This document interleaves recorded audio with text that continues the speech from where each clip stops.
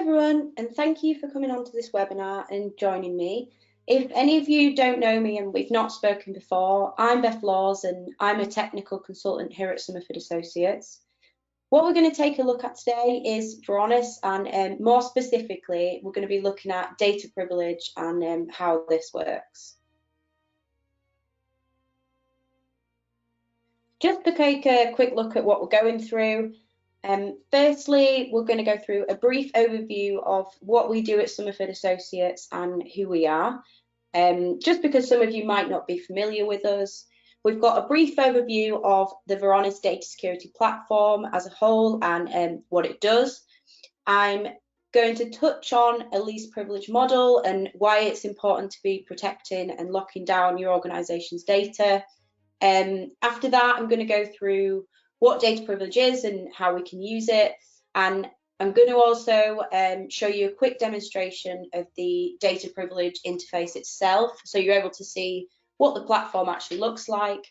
And then after that, just before we come to the end, I'll touch on the Varonis data risk assessments we've got available and what these are, and mention some of the different types you can get.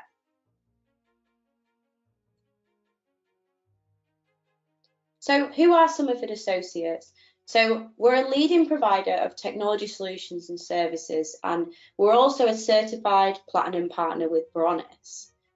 We're one of the go-to partners for expertise across some of the UK's largest companies, and that's across a range of different industries as well, and even for government agencies too. And as consultants, we're very customer focused, and we try to understand both the business and information management challenges faced by organisations today. And our professional services teams is comprehensively trained in every one of our solutions we offer, and they work closely with all of our customers to meet their specific requirements. Varonis has helped many customers to monitor, protect and manage their data. Varonis adopts the methodology of detect, prevent and sustain to help their customers succeed with the data journey. The Varonis Data Security Platform, it's used to detect insider threats, account activity and user behaviours. It then looks to prevent any disasters by ensuring sensitive and stale data is locked down appropriately, and by easily assisting with the remediation of over-accessible folders. Varonis then helps to sustain that secure state of the environment with things like setting up automatic responses to alerts, by migrating or quarantining any stale or sensitive data, and also with data privilege by allowing data owners to regularly review or approve or deny access to their own data. So keeping that secure state in place by ensuring that access models are aligned with the current access needs and making sure only the right people have access to the right data. So if anyone isn't familiar with Varonis, just to tell you a bit about what Varonis can do as a whole. So it can look at all of the data stored in your enterprise data stores. So this could be on-prem file shares, SharePoint data, it could be NAS devices, and now this can even be cloud data because they've got DataPrivilege Cloud available now as well.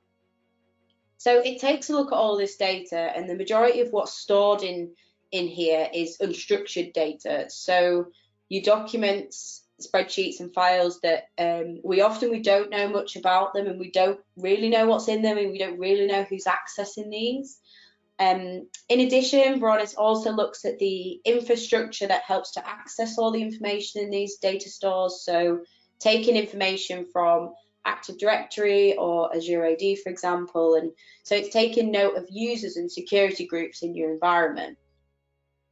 Varonis, it's able to tie all this information together. So more specifically, we've got information about users and groups and their permissions pulled together to understand and see who has access to exactly what data. To add to this, it can even easily help to remediate any overexposed data. So this can really help organisations when it comes to the data protection. It can also actually look at the content of your files. It's able to determine whether these are sensitive or not, and identify and tell you what type of sensitive data exists within your file shares. And when you combine being able to identify which data is sensitive alongside monitoring user behaviors and all that access activity that's going on, this can really assist businesses to ensure their compliance with things such as GDPR. It can also issue alerts on suspicious behavior. Varonis employs user behavior analytics, so we can start to understand what is normal behavior for users and service accounts, and then alert on any behavior which is seen as unusual.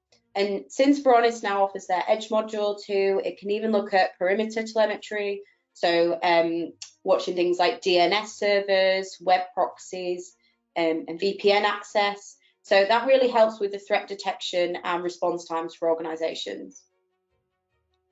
So we are talking about data privilege specifically today, and I'm going to explain more on that in a minute or two, but seeing as we've got the use cases on the screen here, I'll just point out data privilege is really all about ensuring the right people have access to the right data.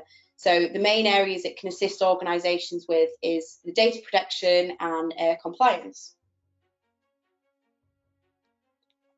Just to talk a bit about the least privilege model and the issue data privilege can help with. One of the biggest threats posed to our data is the amount of increasingly successful cyber attacks, and it's not uncommon to hear about huge companies being hit by things such as ransomware attacks nowadays. Varonis believes that security should start with the data, and we should be protecting it and locking it down as best we can. If an attacker was to get into your environment, Varonis can help you to prepare for the worst by helping you to understand where that sensitive data lives, alert on any unusual behaviors, and make sure that only the right people have access to the right data. And all of this then assists with minimizing the risk if someone malicious was to gain access to your systems, and ultimately minimize the damage a potential cyber attack could cause.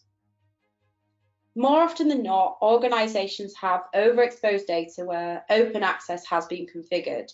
So by open access, I mean folders which are accessible to anyone in your organization. So security groups such as the Everyone group or authenticated users are able to access this.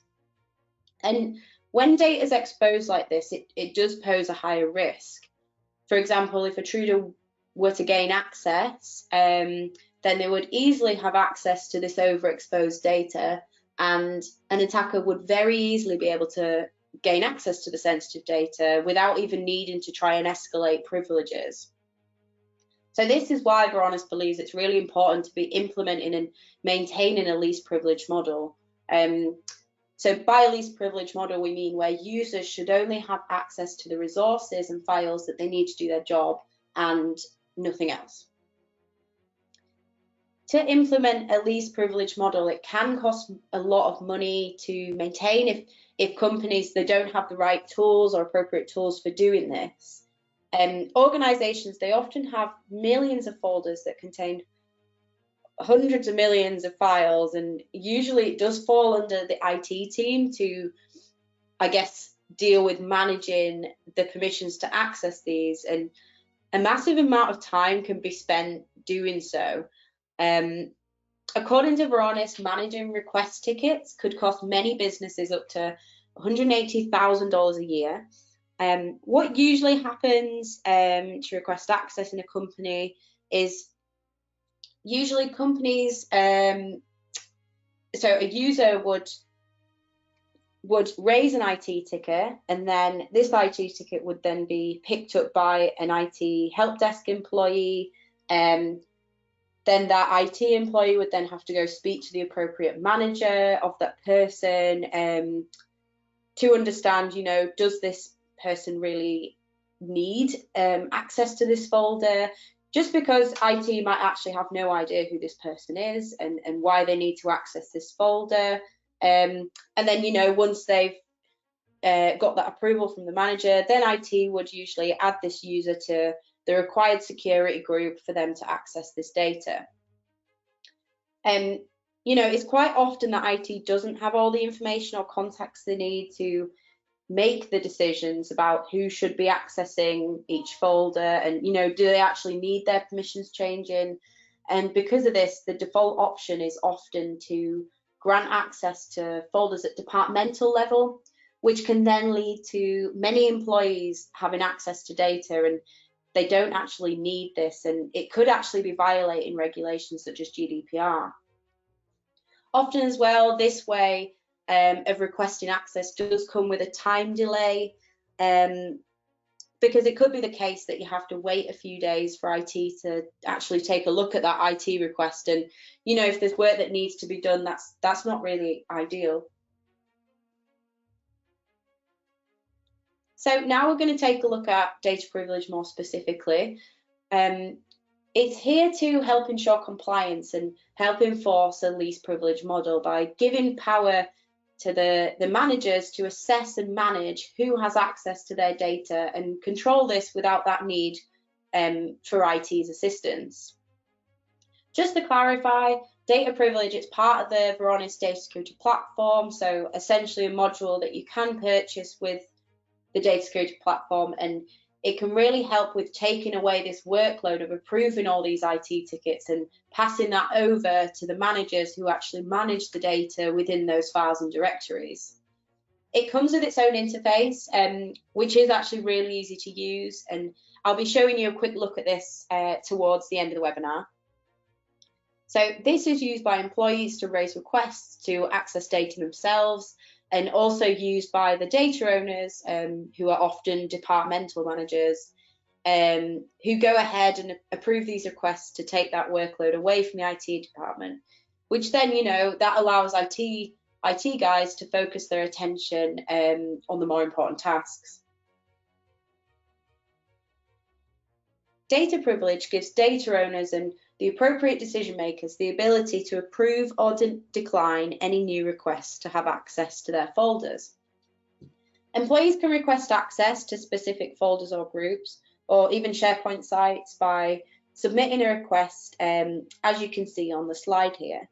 The request is then sent to the appropriate approver, or this could be multiple approvers actually, if the business had the requirement for this, and then this would either be approved or declined.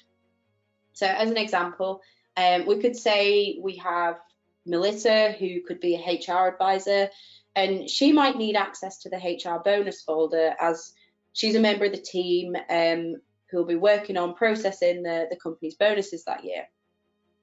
So Melissa would then have to send a request through data privilege to access the bonus folder. That request would then go to the HR manager. So the HR manager would then receive an email notification stating that a request has come through and it needs their approval. So then they can go ahead and approve this on data privilege. The manager will already have knowledge of who Melissa is, and the manager would probably know that she needs access to this area because of the bonuses.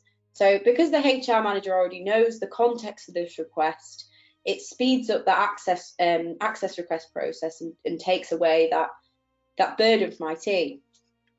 Sometimes data access can only be a temporary need. For this reason, it's useful to know that activation and expiry dates can be added to access permissions to prevent any unnecessary access. And as well, another thing which can come in handy is something called ethical walls. So ethical walls are things which can be created which can prevent certain employees being able to raise requests to particular folders. So if you have a certain department and you don't want them to be able to request access to certain areas, ethical walls can be created for this. Organisations change, and so do data access needs. One month, an individual may need to have access to a set of data for a particular project, but when that project ends, quite often that access isn't taken away, and this is where entitlement reviews can come in handy. These are something which can be done by data owners, and essentially these entitlement reviews happen periodically, and it's basically a chance for the data owners to review who has access to the data at the current time and give them a chance to double check, is this still correct, and do these employees all still need this access? You can set these to occur as frequently as you wish. 6 monthly would work for a lot of companies, but this could be set to quarterly or monthly, or basically whatever works best for the organization. Data owners are notified that an entitlement review is due for their attention, so they would get an email to notify them of this. And again, this is all done through DataPrivilege. So the data owners, they can then log on and they're able to review the access to the data and decide if they wish to keep or delete these users' permissions, obviously depending on the requirements. Varonis tries to help out a little bit with this too, because Varonis uses user behavior analytics, it can let the data owner know and recommend deleting a user permission if it's been the case that that user hasn't accessed that folder in a long time. So it does this by displaying an X next to that user's name. Just an additional note as well, entitlement reviews can be quite useful when it comes to audits, especially if there's sensitive or regulated data living in those folders. They're essentially something you can demonstrate to an auditor to say, we've got a real process in place that shows that this is something we're checking regularly, we're monitoring this access to keep ensuring that only the right people have access to this data. I just want to mention as well how easy it is to customize the data privilege interface. There's an extensive list of settings to allow businesses to customize exactly what different roles within data privilege can do and what tabs they have access to. It's also possible to add company branding to the interface as well and change the background colors to make it fit your organization best. And all these little customizations, they should really be encouraging employees to be using the platform. Before I just move on to show you the demo of the platform, I just want to talk about the Varonis feature on the DataPrivilege interface, which can be very useful if you do have data privilege. When it comes to identifying who should be the data owner for various files and folders, it might not be as easy as you think, especially when it comes to larger organizations with like thousands of employees. It might not be so obvious to know who looks after that data and who's using all this different data. Most of the time when this is needed to be determined, internal discussions can be had to determine who is the most appropriate manager to take charge of that access. But if that can't be done, then the Varonis DataPrivilege statistics pane can be useful here. So as Varonis is watching and monitoring user activity, it's able to know which users have been accessing the files and folders. And the statistics pane can show you a pie chart visualization of who's been accessing these the most. So, it's helping you to clearly see who is the most active user for a directory. And if you are in this position where you're struggling to identify a data owner, then the most active user may be an appropriate person to assign for this, or if not, then they're probably a good person to speak to, because they would probably be able to tell you who the correct data owner should be for that directory.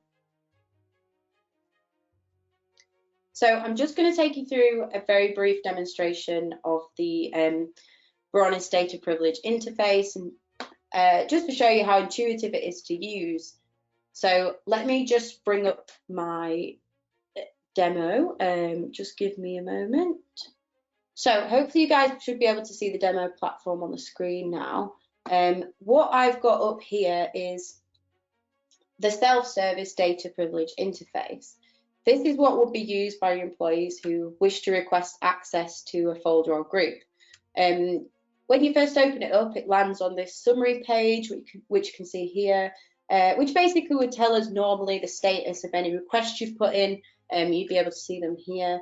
But obviously at the moment, we've got nothing in here because we haven't made any requests yet.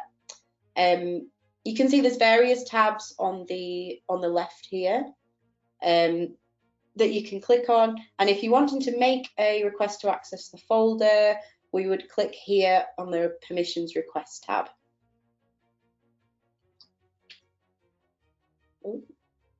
Just let that load. There we go. So the first step when making a request will be to select which users you're requesting the permissions for. Usually this would be yourself, but you can request access for other users if you wanted to. So you would add these in here and update that. You would then need to select which folder you wish to access. So I'm going to open up Corp Local, open up Corporate Finance, and I'm going to be selecting that bonuses folder. So I'll just press OK here. And then you also need to state what level of permissions are needed too. So we've got the options here for read or write. So I'm going to go for write permissions. So in box number 4, there is an exclamation box. So we can type in a message here to explain why the access is needed. So I'll just type in a message here.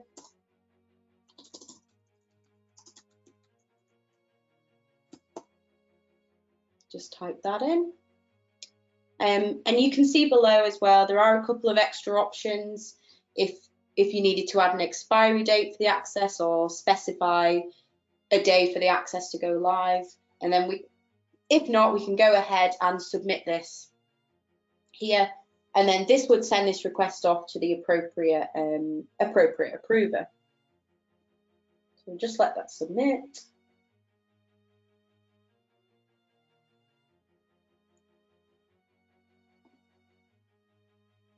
Just taking a moment there. There we go.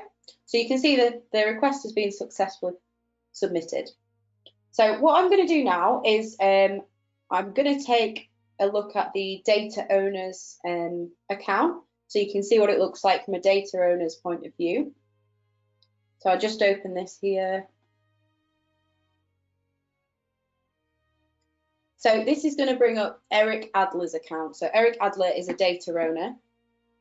So with this one, you can see it looks very similar to the account we just saw. However, when we log in here and land on the summary page for this user, we can see there's a request waiting for my approval. So I click on here, I'll just scroll down as well. So if I just click on this request, it's going to show me some more information about the request in this box once this loads.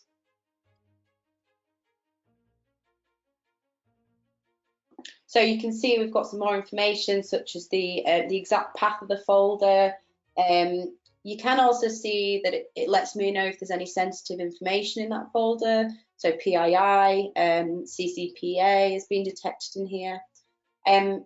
Because if it were that a directory did contain something, sensitive information, then that might be taken into consideration by the data owner, to decide whether they want to approve or decline this for that user. So once you've decided, you can go ahead and accept or decline this. So I press decline, and then a box is going to pop up here, and you're able to add in an explanation message, and then send that off. So I press decline, and then at that point, the request is completed. If you did have multiple approvers, after the first approver has say if they approved this, then that request would then be sent to the next approver. The next thing I just want to mention to you guys is the entitlement reviews that I did touch on. So if I open up this tab here, waiting for a review tab, you can see Eric's got 2 entitlement reviews waiting for him to take a look at. I'm just going to click on the button on the left here and expand this. And it's going to bring up the entitlement review for me. And you can see it's showing me a list of users who currently have access to the bonus folder. And again, it's showing me whether any sensitive information lives within here. So alongside each user, you can see what level of permissions they've got, and gives you option to either keep or remove the user's access here. So that concludes the short demo of data privilege. I'll just get the slide deck up for you again now so you can see that. So I think you guys should be able to see the slides again now. Just before we come to the end, I just want to talk to you about the free data risk assessments which are offered. A data risk assessment is a free assessment of your own data stores that Varonis and Somerford can provide for you. Many organisations, they're not aware of how much of their data is sensitive and where this lives and who has access to it. So a data risk assessment, or quite commonly we refer to these as DRAs, they can show you specifically where your weaknesses are and make recommendations for minimising the risks in your environment.